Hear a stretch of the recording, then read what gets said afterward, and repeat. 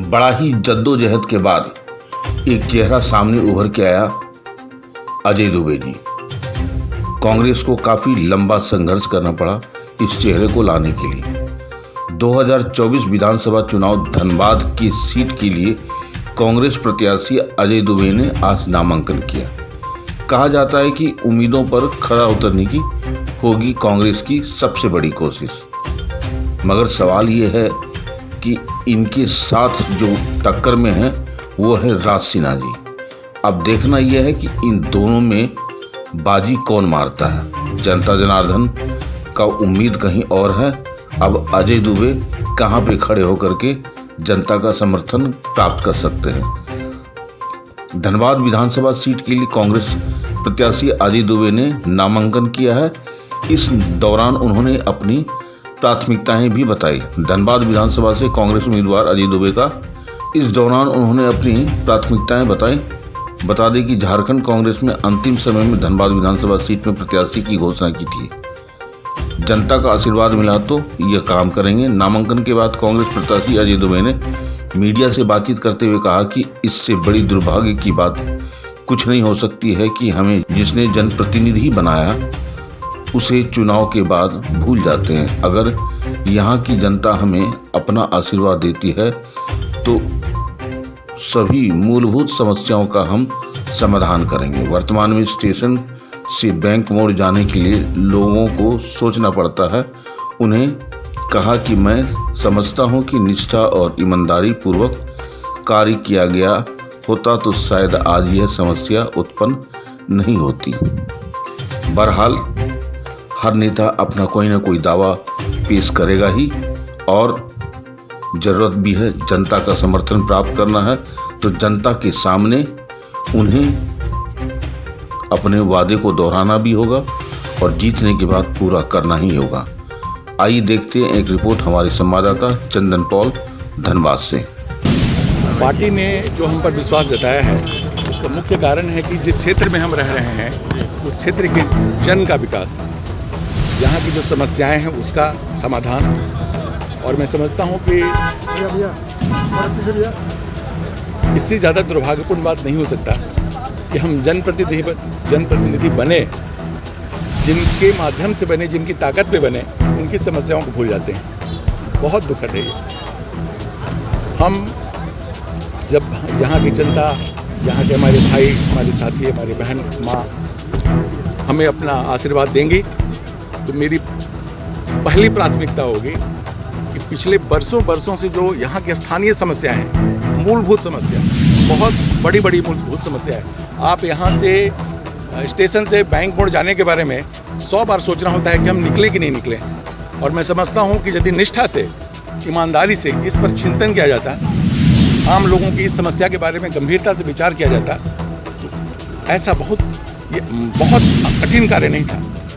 तो मेरी पहली प्राथमिकता होगी कि धनबाद विधानसभा के पूरे क्षेत्र में जो लोगों के लिए परेशानी का कारण बन रहा है उसको कैसे दूर करना है। इस पे बहुत सी चीज़ें हैं। आपका रोड है, सड़क है, वो ओवरब्रिज है। तो हमारी समस्या होगी, हमारी यहाँ की जो प्रथम प्राथमिकता होगी, हम यहाँ के लोगों के उन तमाम भावनाओं को समझने का प्रयास करेंगे जिससे वो परेशान और दुखी हैं। और एक बात मैं बहुत साफ करना चाहता हूँ कि हम आज पार्टी ने मुझे मौका दिया, इसके पहले 14 में भी दिया था। हम उस क्षेत्र की जनता को बहुत धन्यवाद देते हैं। उस समय भी मुझे उन्होंने लाखों वोट दिया। ठीक है, मैं हार गया था, कोई बात नहीं। बट मेरी कभी प्राथमिकता सांसद बनना और विधायक बनना नहीं है, बिल्कुल भी नहीं है। और ना ही मैंने बहुत प्रयास किया है कभी। इस बार भी मैंने टिकट के लिए प्रयास नहीं किया है, पार्टी ने दिया है। मैं कभी जो भी लोग मुझे नज़दीक से जानते हैं वो जानते हैं कि जिस जीवन में मैंने अपनी ज़िंदगी को बहुत शुद्धता के साथ रखा है, बहुत पवित्रता के साथ रखा है, ऐसे किसी भी चीज़ों में मेरा कोई संबंध नहीं होता पार्टी में। लेकिन काफ़ी लोग उम्मीदवार जो है थे और दूसरे बाहर से भी लोग ट्राई कर रहे थे। भाई ऐसा है कि जो मेरी पार्टी के साथी हैं, जो प्रयास कर रहे थे, उनका अधिकार है, ये उनका अधिकार है। लेकिन बाहर के लोग भी ट्राई कर रहे हैं। और बाहर के लोगों का जो ट्राई करने की जो बात आप बता रहे हैं, मेरी बिल्कुल जानकारी में नहीं है कि कोई ट्राई कर रहा था कि नहीं कर रहा था। मेरी जानकारी में बिल्कुल भी ये बात नहीं है। साहब की बड़ी चर्चा थी उनकी।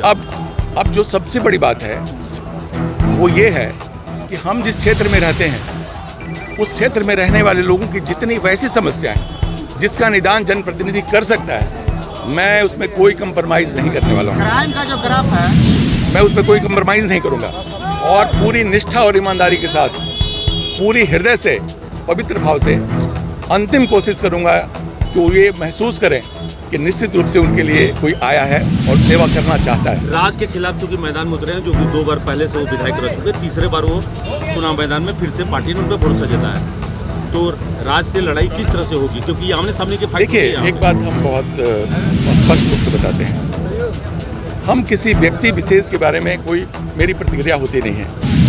हर व्यक्ति का अपना एक काम करने का तरीका है, हर व्यक्ति का एक अपना मिशन है। जैसे मेरे मन में कोई भावनाएं हैं, तो पिछले 10 साल में उन्होंने क्या काम किया, जनता के लिए उन्होंने क्या क्या दिया, कौन कौन सा प्रयास किया, क्या यहाँ के लोग, जो भी लोग हैं भाई, हम दल होकर के इनके कृपा से, आम लोगों के आशीर्वाद से जीतते हैं, तो हम हैं कौन? ये बात सोचना होगा हम लोगों को। हम आए, पार्टी ने हमको मौका दिया और हम जीत गए, बस खत्म बात। ऐसा नहीं है।